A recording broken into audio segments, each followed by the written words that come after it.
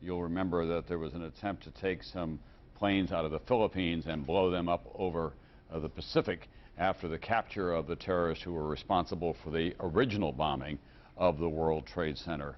And there have been other planes as well. An Air India flight was blown up in midair, to say nothing of Pan Am 103, which was blown up over Lockerbie, Scotland, by terrorists widely believed that they were from Libya. And they have gone on trial, obviously, and that killed a great many Americans on that flight as well. So it's not the first time that this has happened, but it's never been used in quite this fashion before. And if you have been impatient with airline and airplane security in the past, wait until there's a resumption of flights. There's going to be a great change in this country.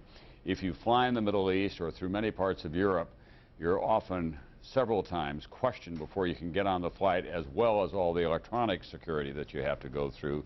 You have to get to the airport well in advance of the scheduled departure time of the plane, and those will be some of the new procedures that are bound to be put into effect in this country. El Al, in fact, has undercover people on board, armed, trained sharpshooters who fly on all their international flights. It could come to that in America. One former State Department official was saying today we may even have to have some form of air cover in America, hard as that is to believe. But as you look at these scenes, you know the consequences of not having very tight security at our airports. Let's go to Pat Dawson now, who has been keeping track for us of the rescue efforts downtown and of the fires that continue to burn in Lower Manhattan. Pat? Tom, we are getting to the point of, I guess, what is best described as an unofficial shift change. We have seen for about the past half hour a number of New York City firefighters principally leaving here, leaving the scene, moving out, along with their vehicles. In many cases, those vehicles in total disarray, seriously damaged. We were able to grab one of them to speak to us. This is firefighter Anthony Pasquarelli. Am I getting that right, from Engine 204? Yes. Can you tell us, first of all, when you got here? Approximately 12 o'clock. And like you said, there's no words to describe what happened. There's numerous companies that are still in there. And, you know.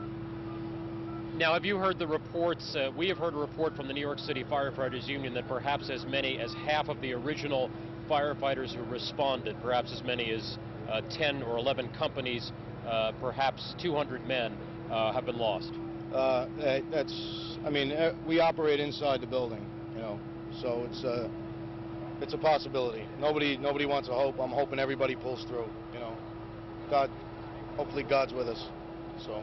Is that word making its way through amongst the rescue workers through the afternoon?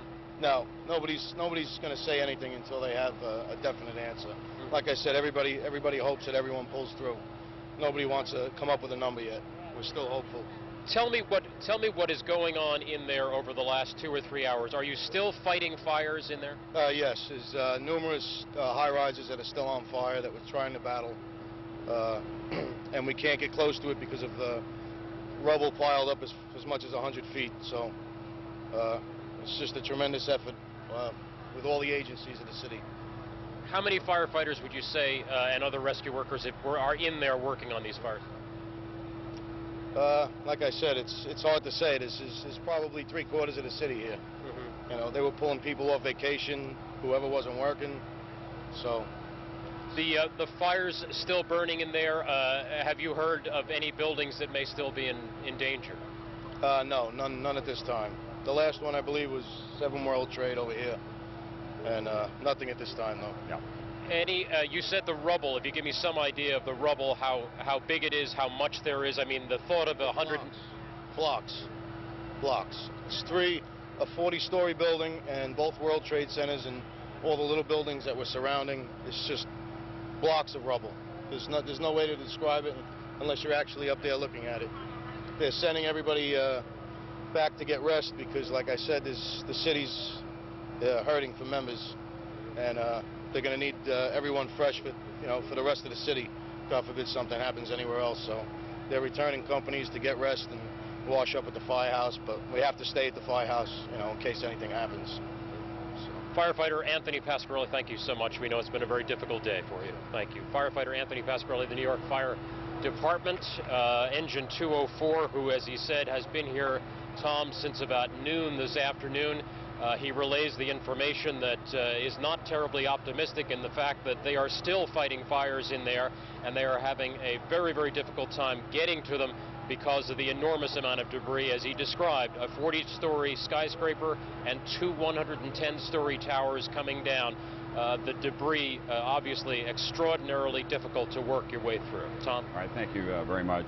Pat Dawson, still on the scene in Midtown Manhattan. We want to share with you just some of the president's speech that he made to the nation tonight at 8:31 from the Oval Office after a day in which he flew from Florida to Barksdale Air Force Base in Louisiana, and then onto the Strategic Air Command headquarters in Omaha, where in a secure bunker he conducted a national security meeting and then flew back to Washington because he felt that it was important to address this nation on this night from the Oval Office, the symbol of power and presidential authority. Here is some of what the president had to say tonight. This is a day when all Americans from every walk of life unite in our resolve for justice and peace. America has stood down enemies before, and we will do so this time. None of us will ever forget this day, yet we go forward to defend freedom and all that is good and just in our world.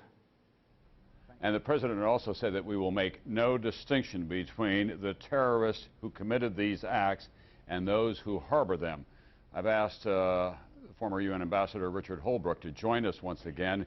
He was the principal architect, of course, of the Dayton Peace Accords. And I think, Richard, for a lot of Americans, there must be a great deal of confusion tonight about the Islamic radicals around the world, and then Islamic fundamentalists and other people who have, this is the fastest growing faith in the world after all, and who do feel, if not strongly allied with America, they feel strongly that this act of terrorism that has been visited upon this country today is intolerable and unacceptable.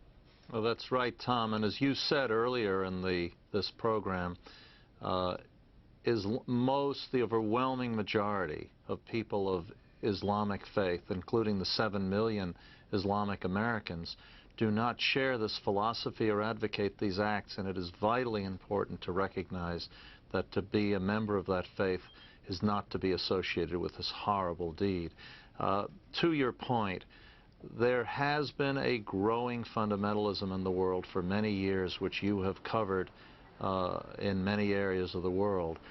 Now we face its consequences at home at a level that is without precedent in American history. I have no doubt that the United States government will, when it decides how to respond.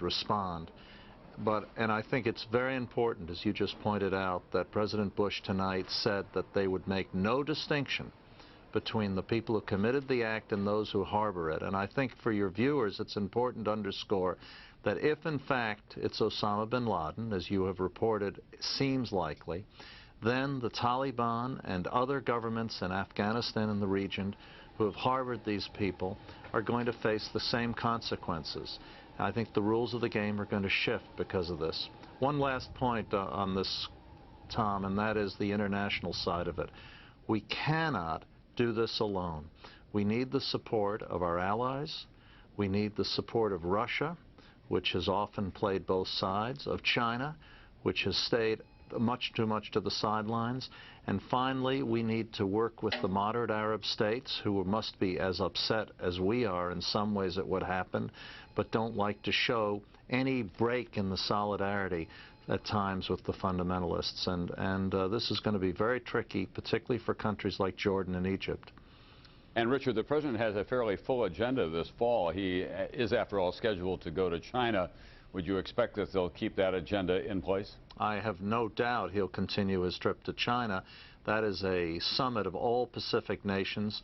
Presidential leadership requires rallying other countries. He's got a very important first appearance at the United Nations coming up in 15 days.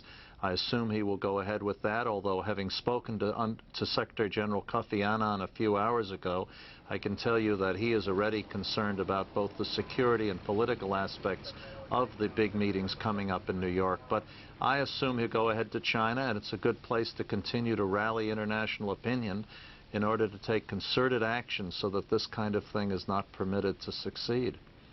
All right, Richard Holbrooke, our former ambassador to the United Nations, former ambassador to Germany, high-ranking official in the State Department in the Jimmy Carter administration as well, and as I said earlier, the principal architect of the Dayton Peace Accords, in which the United States took, in that case, the side of Muslims who were under assault in Bosnia.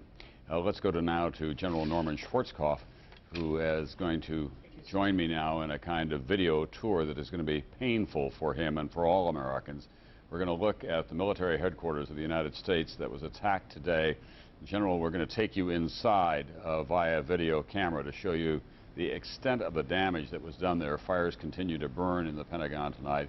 These are the outer rings of the Pentagon on the heliport side across that very large and substantial building from where Secretary of Defense Donald Rumsfeld has his office, and the Joint Chiefs, Hugh Shelton and others, have their offices. When you look at that, General Schwarzkopf, as a career military man, what goes through your mind? Well, you know, Tom, I spent 3 tours in the Pentagon, and I know exactly where that spot is. The interesting part about that is right across the highway, and the other side is Arlington National Cemetery, where an awful lot of great Americans who have served their country are laid to rest. Hearing about the rings, the fact that it went in, you know, there are 5 rings there, and the fact that it hit on the outside, first of all, it's amazing that the pilot could have come in the level he did and hit it without hitting something ahead of time.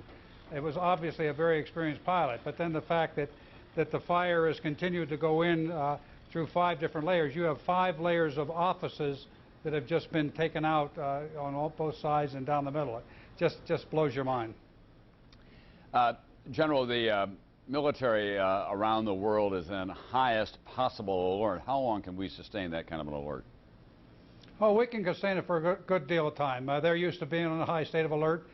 It just means that they take a lot more security precautions. A lot of the aircraft, for instance, are loaded up with weapons so that they can respond immediately. But it's not something that wears you out right away. I mean, you can stay at that state of alert for quite some time. You know, the President tonight promised that we would seek out and attack not just the terrorists, but any nation that harbored them as well. That is, and I'm not belittling what he had to say here, but that is easier said than done. There has still been not brought to justice the terrorists who were responsible for the attack on the USS Cole, and there was a pretty big fingerprint on that one. Yeah, no, you're absolutely right. As I said earlier, finding them is part of the problem. You can identify the organization clearly, but it's an awful big world out there and an awful lot of places to hide, and you got to know exactly where they are before you're going to be able to hit them. So that's a really, really tough intelligence problem. You know, no terrorist operation can survive without a support base. There's no doubt in my mind that there's some place within our country right now, there's some people who supported those terrorists prior to the time they went and got in those airplanes. And those are the people, too, that you have to find. Was there anything when you were commander of Southern Command and based in Florida that made you more anxious than the possibility of a terrorist attack on this country, even though you were responsible for American military forces in another part of the world? Well, I think I was more concerned for the military forces in the other parts of the world. At that time, you know, again, we all had the mentality that nobody was going to come over here and hit one of our major headquarters in this country. There were a lot of targets. Khobar Towers is a typical example of a type of target that was over there that could have been hit by terrorists, was hit by terrorists, and you really concerned yourself more with those forces over there than I never worried about my own headquarters. You know, it was just something that wasn't going to happen. General, we have trained generations of military leaders to adapt to the changing times. We now have the military leaders who are coming out of our service academies who are so familiar with modern warfare that is conducted by computer and technology and laser-guided missiles and that kind of thing.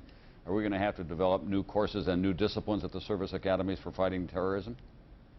Tom, we've got some outstanding military units out there that are fully prepared to take on the terrorists on the ground in any kind of fighting they want to fight the battle. Yeah, there's an awful lot of technology involved in the business of war fighting, but there's an awful lot of the warrior spirit that's involved too. And we've got special operations forces, we've got ranger forces, we've got special operations forces in all of our services that are very, very capable of taking on the terrorists, you know, by their rules or ours. So So once we find them, you know, we'll be ready to deal with them. There's absolutely no question in my mind about that. If you were back in the Pentagon and someone said we're going to have to put a military component into commercial airline security in this country, either in the skies or on the ground, would you be for or against that? Well, you know, it's sort of it rubs me the wrong way. A lot of people said that about the drug war. You know, we ought to have a soldier with a bayonet standing on every street corner in the United States of America, and I'm very uncomfortable with that from a constitutional standpoint. On the other hand, we do have some people, some very, very highly trained people that could perform that role very, very well if indeed we decided to put somebody like that in each of our aircraft. All right, thank you very much, General Norman Schwarzkopf. Yes. Can I give you one more observation, which I think is very pertinent? Absolutely. You know, in the Gulf War, some of the people today criticize what we did in Iraq. We went to extraordinary ends in the Gulf War, even endangering our own forces more so to avoid attacking innocent civilians. And yet what these bastards have done is deliberately attacked innocent civilians, and that's the difference between them and us. Well put, General Schwarzkopf, as usual. And of course, a lot of people have been talking today about the comparison between Pearl Harbor and this attack. It is the most serious attack since Pearl Harbor, but that was a military attack on a military installation, and we knew exactly who was responsible for it at that time. So this is a whole different order of magnitude, and I'm afraid that this is going to be a very dark day in America for a long, long time, and the consequences are yet to be resolved for all of us. We want to share with you now just what kind of a surrealistic day this was over lower Manhattan. There is the plane that comes in for the second attack on the South Tower. It appears to have gone all the way through. We don't know whether it was just the fireball that did that.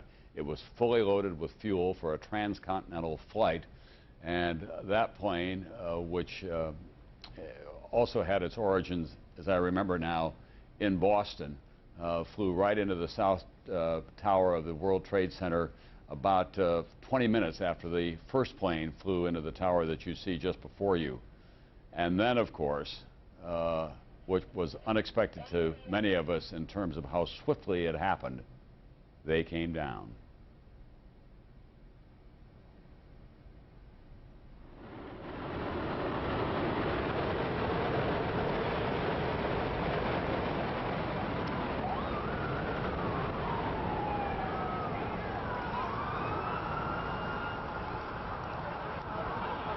There are some haunting and poignant stories of people on cell phones calling to friends or loved ones in the World Trade Center when all that was going on.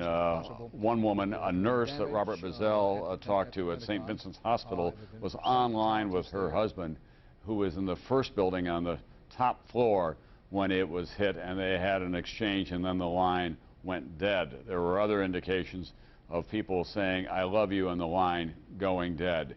And perhaps, for me at least, the most unsettling thought of the day of all was one man who described going down through the darkened and very wet stairwell because of the sprinklers that had gone off and seeing people who were trapped in their wheelchairs, the large mobilized wheelchairs that couldn't fit into the stairwell, and certainly the elevators were not working. He got out, and shortly after that, that building came down. It was that kind of a day, and there are going to be so many more of those stories, an untold number at this hour, hundreds, perhaps thousands. Dateline's Jane Pauley takes us through some of the horror of this day and what happened at the World Trade Center.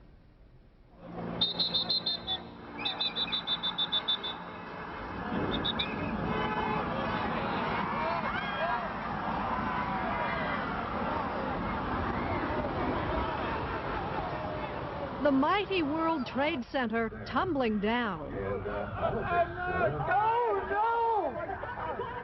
Oh my God!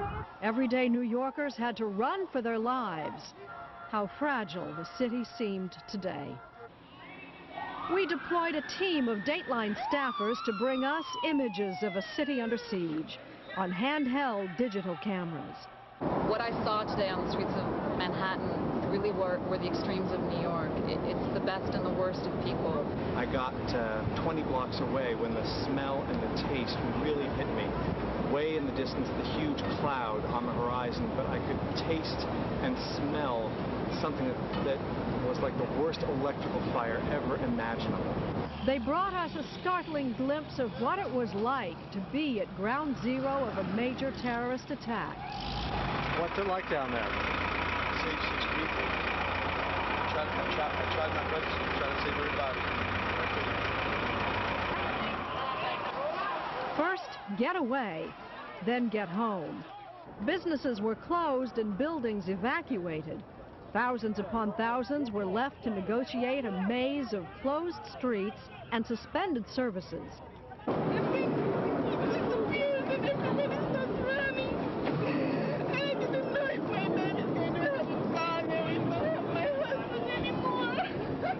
There's a real sense of panic on the streets among the tens of thousands of pedestrians, and it was easy to see why. Look to the horizon on the south and you see an enormous gray-black cloud from the explosion. As they moved towards safety uptown, people tried to keep up with the flurry of events any way they could. Even the wounded walked. This woman was on the 19th floor of the World Trade Center when the first explosion hit. Hurt, but lucky to get out before the building collapsed. We found her 30 blocks north, heading to Bellevue Medical Center. A huge cloud of gray, huge cloud of gray came and everyone started running and stampeding and everyone was falling on the ground. And I don't know what knocked me over. I don't know if it was the person or just the force of the wind. But I fell down, I just covered my head. I prayed that a building wouldn't fall on me. And I really thought I was going to die. Doctors and medical students lined up like extras on the set of a disaster movie. Almost immediately after the attack, along with all 3 major airports, the city's subways, bridges, tunnels, and major highways were all closed. The FDR Drive, normally a winding snarl of congested traffic, empty.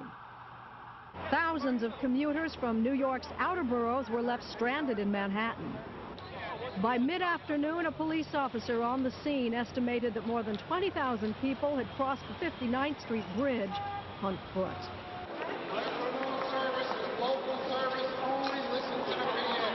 Meanwhile, Grand Central Station was jammed, but the trains were running until noon. I remember standing in Grand Central and watching a man and a woman just scream and embrace each other and feel relief. I felt their relief to see each other again.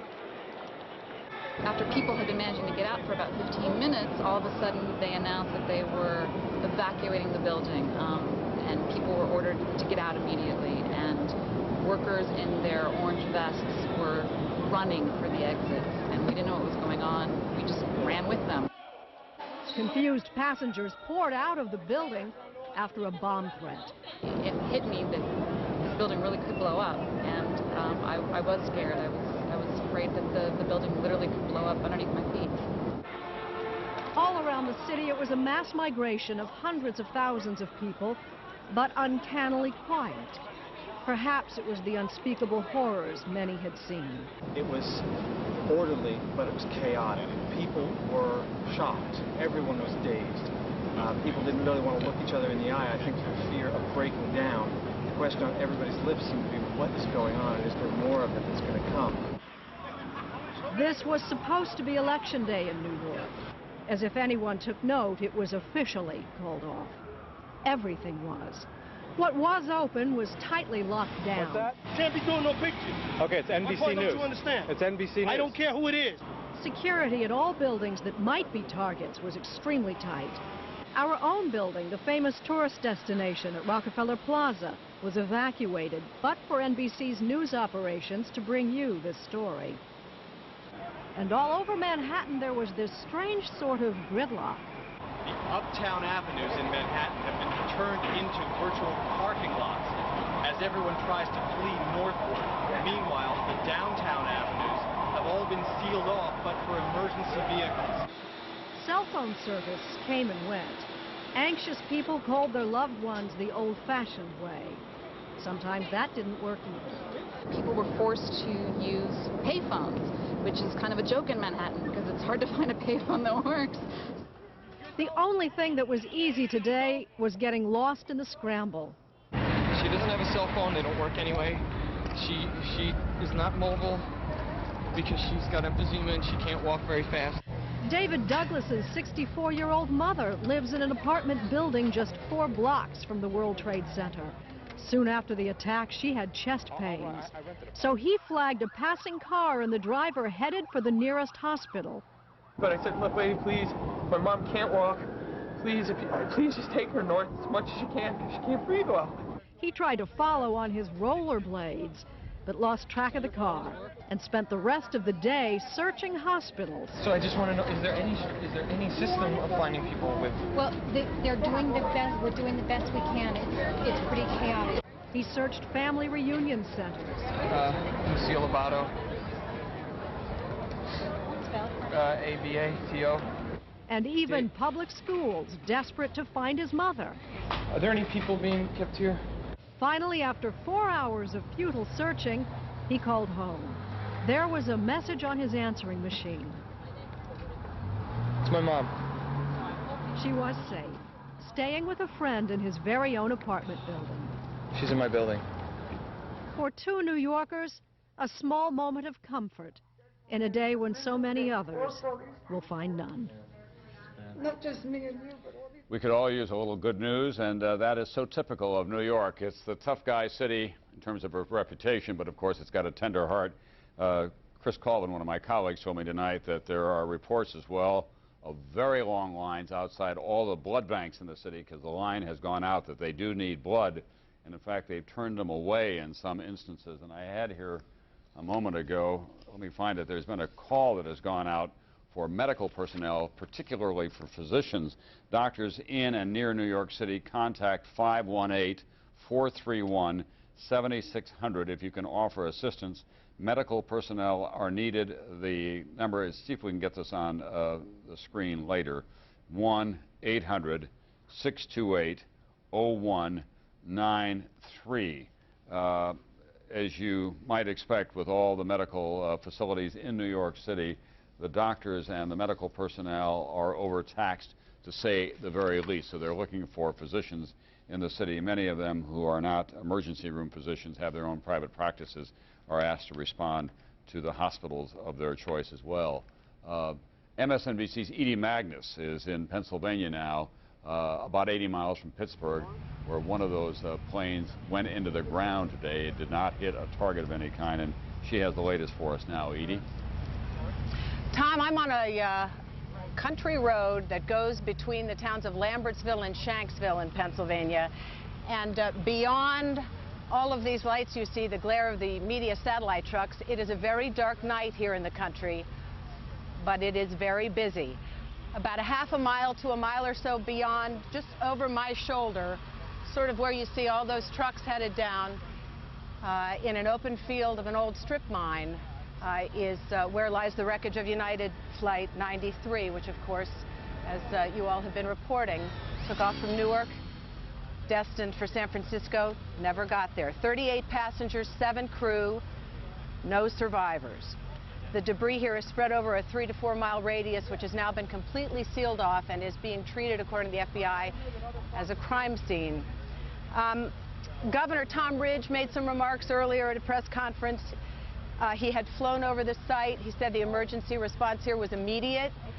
He also said, and I don't know whether or not you all are able to see pictures of this, but this is one of those cases where the pictures really do tell the story, that sort of the most horrifying aspect of this particular crash scene is how little debris is visible. There is a large crater in the ground, and I'm hoping that you all are seeing it as I'm talking about it. But that's really all you see, is a large crater in the ground and just tiny, tiny bits of debris. There has been at least one report that the investigators out there, and there are hundreds of them, as I said tonight, have found nothing larger than a phone book. You spoke a little bit ago, Tom, about the haunting cell phone conversations, the most tantalizing story to emerge from this particular crash is coming not from here but from elsewhere, and it is a story of a cell phone conversation. A passenger on United Flight 93 apparently locked himself in a bathroom and called 911 and got an emergency dispatch operator and told them the plane had been hijacked. The FBI here is not talking about it at all. They were merely say they are aware of that conversation and they are trying to gather evidence about it, which presumably means that there may well be a tape and somebody hopefully is listening to it. What else is happening here tonight? Forensic archaeologists, according to the FBI, are gridding out the scene. Their main thrust, of course, is just to protect it, and they're trying to secure buildings in the area here where tomorrow they can begin to remove evidence and look at it and, of course, remove the bodies. Tom? All right, thanks very much. Dateline's Edie Magnus, who is in Pennsylvania tonight, outside the site of the crash of that plane that went into the ground. United had simply lost track of it for a time. It was a flight that left Newark. It was bound for San Francisco. As Edie reported to us, at one point, one of the passengers on board, locked in the bathroom, said, "We're being hijacked, we're being hijacked. This is not a joke." And the plane disappeared shortly after that. Financial markets have opened in Asia, and they're taking a hammering, as you might expect. We are already in a very difficult global economy. Japan has not been doing well.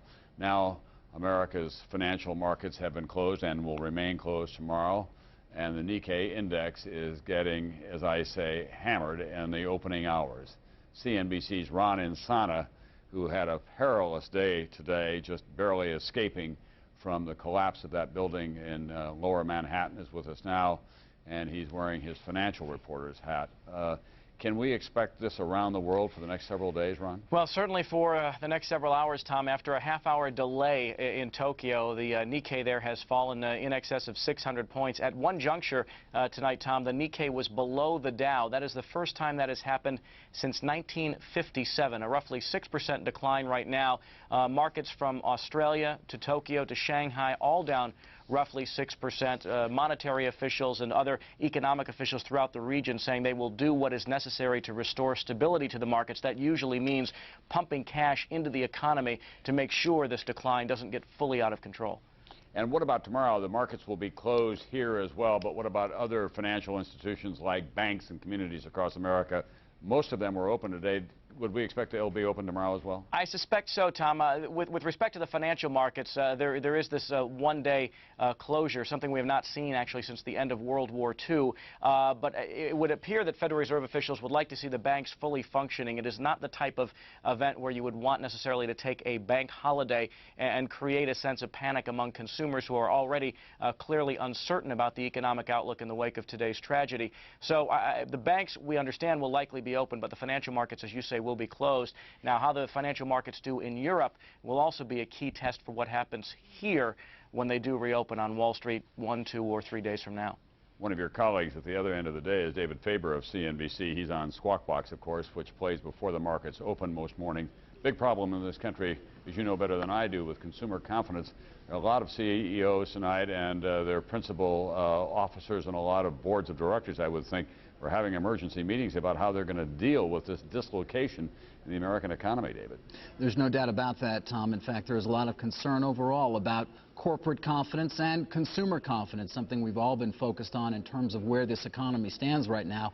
As we pointed out many times, the consumer has sort of kept us out of recession potentially. The question is, what will be the reaction to this tragedy today on the consumer front? And of course, the confidence of CEOs and corporations is also going to be sorely tested. I've spoken to a number of the senior executives at a few of the big investment banks, the big commercial banks, and they're certainly worried. They aren't concerned about the financial system suffering over the long term, but they do admit that there are going to be some fairly significant short-term disruptions in the financial systems from things such as just check processing and the fact that a lot of that went on down in lower Manhattan. People who want their money in other parts of the country may have to wait. Securities processing and things of that nature, the settlement of trades, all of these things, the guts of our financial system in a way, were involved in this area. Many of them, unfortunately, in the very buildings that collapsed and others around them as well. And we don't know yet, do we, for sure, how much damage may have been done to some of the circuitry of the market? We don't, Tom, and that's a good point. We simply won't know, as we've heard from so many of the reports from people on site. They can't get that close to many of the structures that are still burning. There is a concern about the telecommunications network in the area and whether that, in fact, could be impacted to a large extent. Many institutions, both foreign and domestic, rely on the ability to transfer funds in and out of that area as well. Hard to say at this point where that stands. And as well, the back office, the keeping track of all of the processing that goes on, that a lot of firms had in the World Trade Center, other firms that were even headquartered there also. Questions about all of those kind of things. Certainly they pale in comparison to the human tragedy here, but they will be things that have to be dealt with in the days and weeks ahead. Thank you, David Faber of CNBC, and Ron Insana, our colleague, as well, and that was very well put at the end. The economy at some point will come back. Money can be replaced. The human loss today, however, and we still do not know the full proportions of that human loss. That's a tragedy that will be with us for some time. The New York City Firefighters Union still saying that at least 200 members of that union, 200 of New York's finest, who were down there on emergency and rescue details right after the initial planes went into the World Trade Center, they are missing and presumed to be dead tonight. We do not know how many people are still trapped in the rubble of those two 110-story buildings that came down, nor do we know the exact death toll, for that matter, in the Pentagon, where the fires continue to burn. I just want to repeat, in New York City, for those of you who are listening to us here or in New Jersey, please contact 518-431-7600 if you can offer assistance. This is the Healthcare Association of New York State, a trade group which has volunteered to forward this information to emergency officials. The number rings and rings, but it will go through. The information that they collect is given to the city's Department of Health. That 1-800 number at 628-0193, you'll probably get a busy signal, so the number to call is 518-431-7600 if you can be of some assistance, either as a physician or as a trained medical technician or trained in the area of medical assistance of some kind. Let's go to Tel Aviv now to Donna Friesen. That is an area, of course, that has gotten a lot of attention today. Palestinian youngsters were in the streets on the West Bank celebrating this attack on America, while Yasser Arafat was condemning it. Tell us, it's now late there, obviously, what the evening was like in the Middle East, Donna. Well, Tom, people here in Israel and in the Palestinian territories were glued to their television sets through the course of this day, stunned by events, TV stations with wall-to-wall coverage. This is, sadly, a place that is accustomed to almost daily terror attacks, but nothing, of course, on the scale, the magnitude of what we saw today in the United States. Leaders from throughout the region, Egyptian President Hosni Mubarak, Libyan leader Muammar Gaddafi have condemned the attacks. Among the first to voice his horror was Palestinian leader Yasser Arafat. However, as you said, there is a great deal of anti-American sentiment in this part of the world, and some of that was expressed here within hours of the attack.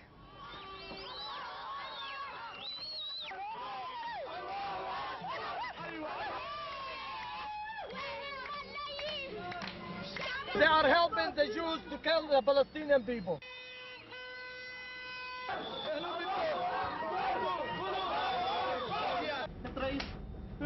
How do you comment on the bombings in the United States? We are completely shocked. Completely shocked.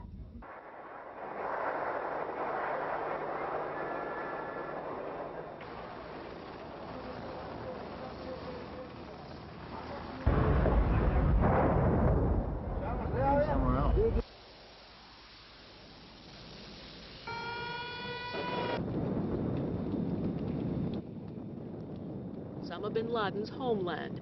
Bin Laden, now prime suspect in the attacks, has called on his followers to fight until all Americans are driven out of Islamic countries.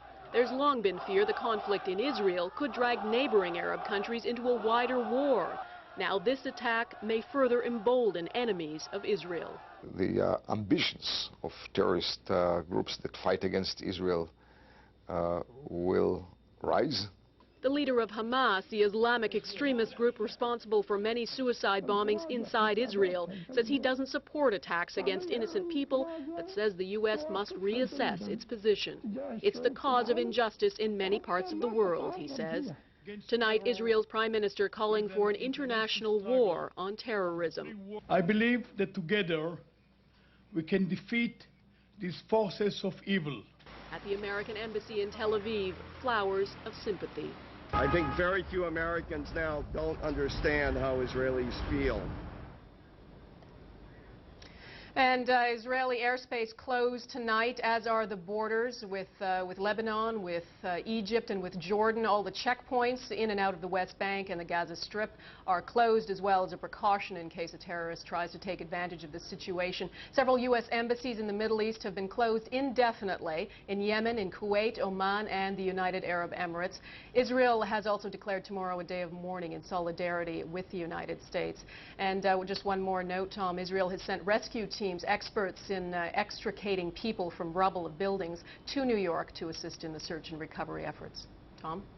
Thank you very much. Donna Friesen, who is in Tel Aviv tonight with a wrap-up on what's going on in that troubled and volatile part of the world.